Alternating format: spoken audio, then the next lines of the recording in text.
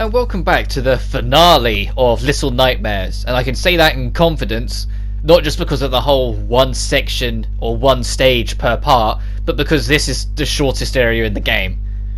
The video length might discourage you, but I plan on going back for all the collectibles in this part as well after we finish, just like as a cut footage at the end, so the video might end up being a bit longer depending on how much I've missed. But this section, the Fair Lady's quarters, is extremely short, and I wish I was kidding. It's like 3 rooms. This is, well, I say rooms, I mean as in like 3 challenge bits, which I know the dining hall was quite there as well, but this first section, I'm not sure if you have to do this, but anytime she's not singing, I stop moving. Like, you probably can get away with if you just sneak, like just hold down left trigger or L2 and just keep moving. But in front of her on her table, you can actually see as well that what should be your very last collectible. If you smash that and don't get a trophy, you've missed one of the statues. But the idea for this section is that you're going over to this pot and smashing it.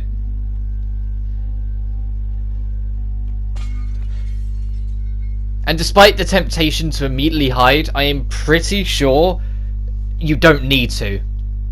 Like, she hears you, but she walks away instead of walking towards.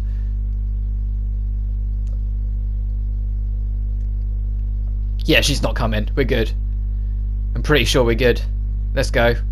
There's a key in this pot, that's why you need to take it. And you'll see that when we go over there, that she's walked away, so she's not there anymore. When I say walks away, it's more that she just vanishes. She has a habit of doing that. There's a lot of supernatural elements about her character and what she is. And so things like that just, yeah, it is what it is. Like, she'll just kind of appear in places and disappear in places. So break that. That should be the last one you get, but I'm pretty sure I've missed a few. So if you're following along, you would have missed a few. But I will show where they are at the end. But just take this key with you. And to be honest, this area is kind of disappointing. Like, for how much they like subtly build it up, because the very first thing you see when you open the game is the Fair Lady, and you see her in the background in a lot of little locations. Like, they've been building her up, and this spot just is kind of over before it gets a chance to begin, because that's challenge 1 done. Challenge 2, just keep moving right. That's literally it. Just keep moving right, and when you see something move in the background, hold down run. See, there she is. And you just run, and that's it.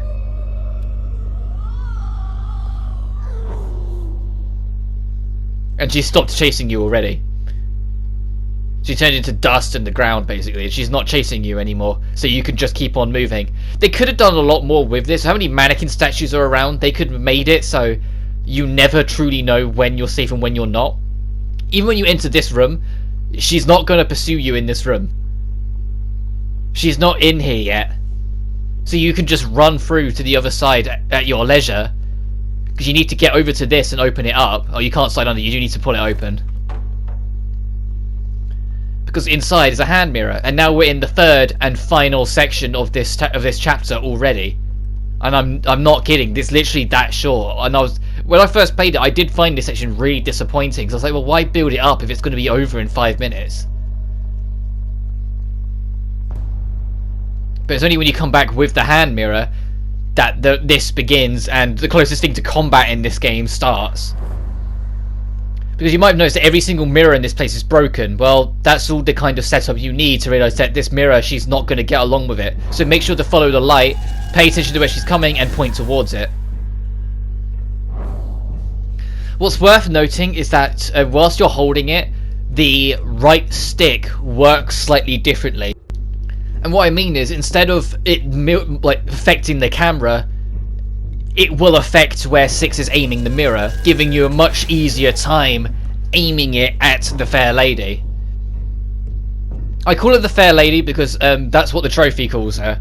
The trophy for first beating this bit, it's like survive the Fair Lady, or outmaster beat the Fair Lady, and yada yada. But I don't know what she's actually called. In the same way I don't know what the blind man's called. I know the blind man has a name, and I have read it since that part, since the part 2. I just can't remember. Now the thing is, this bit is actually pretty generous, because it took us a while before I noticed where she was coming from at that point, and she got pretty close, yet I still got her. Like, you can kind of get away with it, and I think they're like this because they know if you're going for hard to the core, the last thing you want to do is die now. The very last thing of the run. But you see, she just warped there. Maybe because my brightness is too high, it's more noticeable, but she just pops in and out. But I have to have my brightness higher, because otherwise you won't see anything because of YouTube compression. But you see, she's weakening. She like staggered over herself a lot more then. And the light's no longer moving because you need to do the standard ruling of just keep on getting them in the last push until she's no longer strong enough to stand. And there's after your rule of three is standing in the middle. The hand mirror breaks, but she's proper screeched. Now about that food problem. We've been escalating from food to rotten food to a rat to a living being. So what's one step further, eh? When I first got to this bit, I'll be honest, I still tried to kind of walk over to the mirror shard, like just in case you were supposed to pick up the broken shard and use that on her or something. No, just approach her and eat.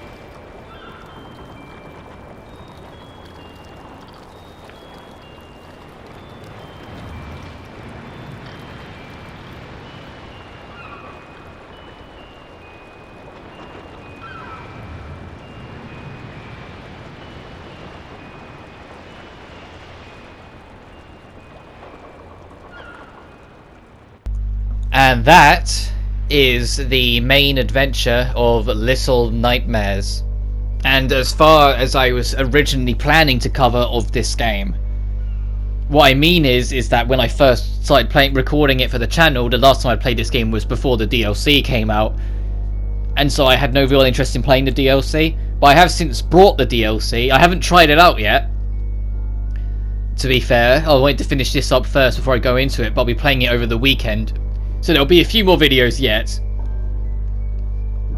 But this is what we got when we first played Little Nightmares, and I do like this game. I wouldn't cover it if I didn't.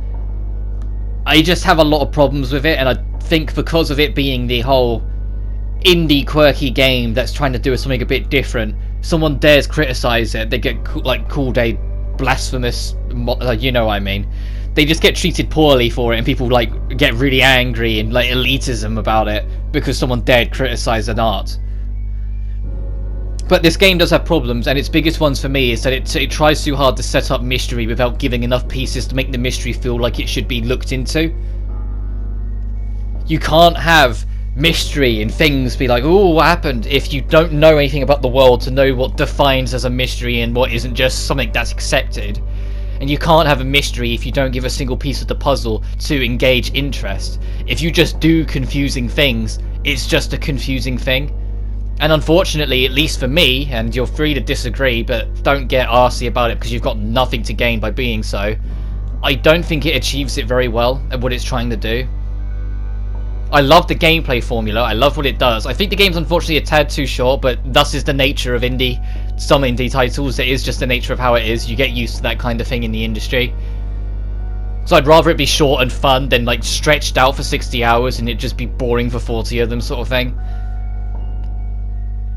But yeah, this game is just, it is what it is, but it just feels a bit off in places because of what it tries to do. So much so that they had to rectify it in a book to explain the way the things of the world work. And what is it?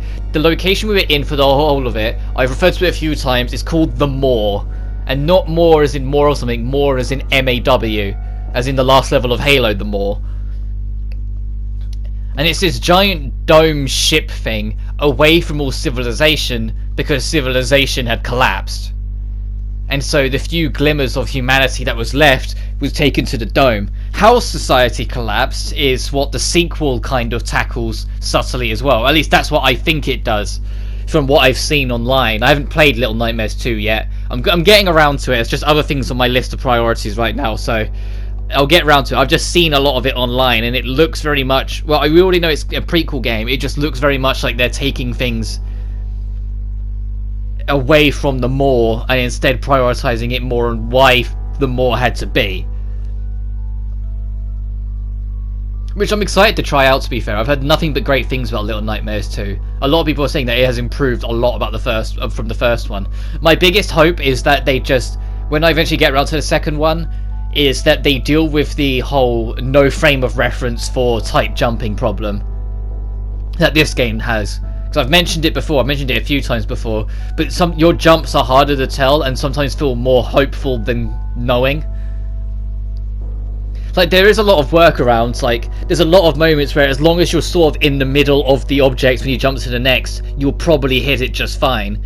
But it doesn't change the fact that there's no frame of reference in perspective, and so you're never confident. You just kind of go, alright.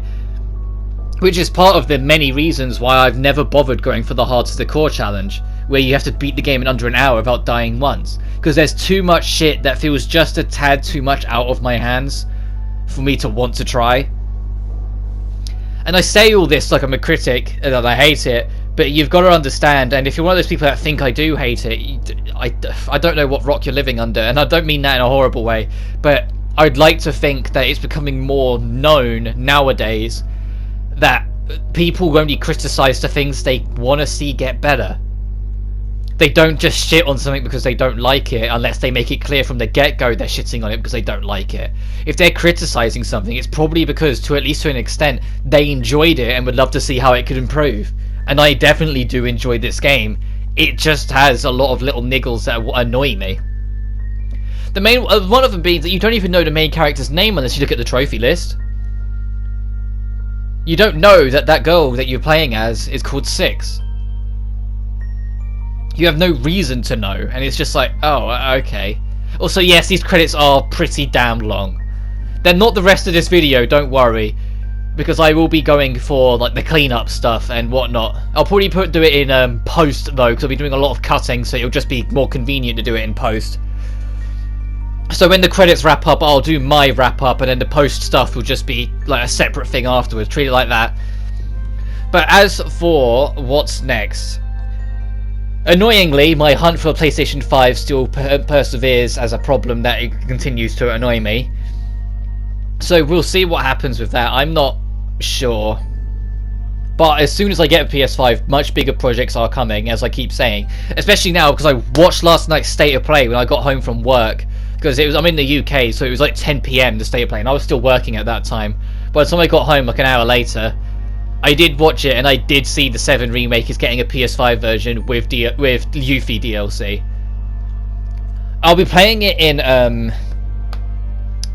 don't know if they've got a special name for it, but basically performance mode. I'll be playing it so I can play it at the higher frame rate when I record it, because I'm always going to be a frame rate over quality, and to be fair, I don't think my TV supports 4K, so it'd be a waste to play it in 4K anyway. It'd look good on YouTube, sure, but it wouldn't look good.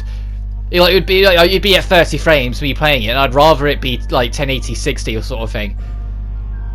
Because I know 1440 isn't on PS5, at least yet. They might add it in an update, but 1440 is not on it, so I can't do 1440 60. It has to be 1080 60. But that's definitely coming. I'll definitely do that. SMT Nocturne, whenever Atlus announced its Western release date, back when it was announced, my head said, oh, it'll probably be like mid to late March. But the fact that they haven't said anything, I'm thinking instead now May, maybe June. Which if it comes out in June, oh baby, because my focus is going to be on the 7 remake again. And it's also free if you've got it on PS4. Want to throw that out there. The Square Enix of old would have never done that. Square Enix still aren't a perfect company, I'm not about to pretend they are, but it's nice to see that they're making a few changes in how they handle things that they are different from how they used to, because they never would have done that. If you have it on PS4, you get the PS5 version for free, and you can transfer your saves. Like shit, that's better than Atlus and what they did with Persona 5 Royal, and they were on the same goddamn console.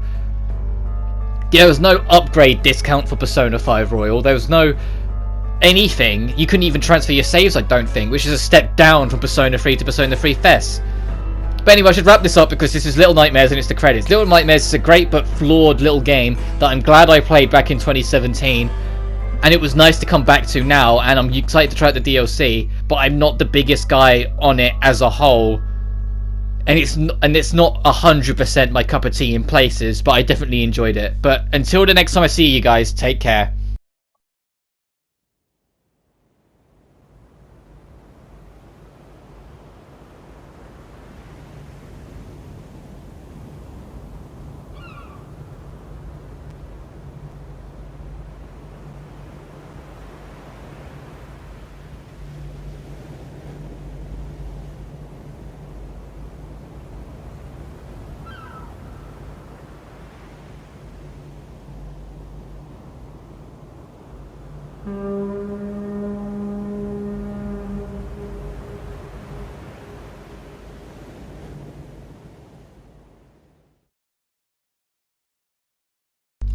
Hello guys, post Rob from the editing room talking. It's time to show off the extra little bits I've missed. Firstly, there is a lot of collectibles I missed. I say that, it's not too many, but a healthy number. Specifically from level 3, the kitchen.